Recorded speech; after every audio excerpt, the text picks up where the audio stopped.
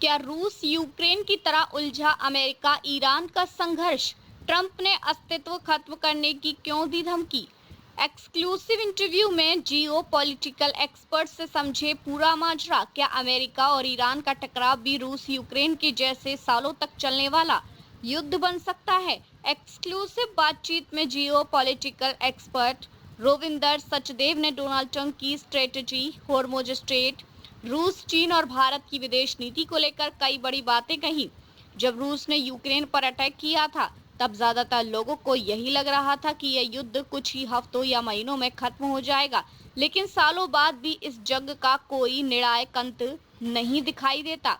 अर्थव्यवस्थाएं हिली हुई हैं और दुनिया एक लंबे जियोपॉलिटिकल डेडलॉक से गुजर रही है। दूसरी तरफ अमेरिका और ईरान के बीच बढ़ता तनाव भी एक एंडलेस वॉर की आहट दे रहा है। इस बीच इंडिया टीवी ने ट्रंप की आक्रामक रणनीति, ईरान का नया हॉर्मुज वाला हथियार और इजराइल की भूमिका के मुद्दे पर जियोपॉलिटिकल एक्सपर्ट रोविंदर सचदेव से एक्सक्लूसिव बातचीत की।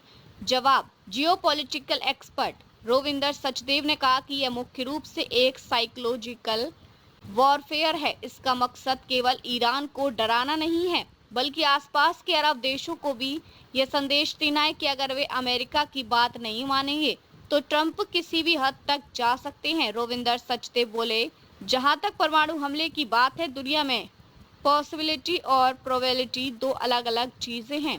पॉसिबल तो ये भी है कि कल सूरज गायब हो जाए, लेकिन उसकी प्रोबेबिलिटी शून्य है। ठीक इसी तरह अमेरिका की तरफ से परमाणु हमले की प्रोबेबिलिटी बहुत ही कम है। जियोपॉलिटिकल एक्सपर्ट बोले, समानताओं की बात करें तो रूस यूक्रेन युद्ध ने इस धारणा को ध्वस्त कर दिया है कि एक सुपर पावर छोटे देश को चंद दिनों में हरा सकता है।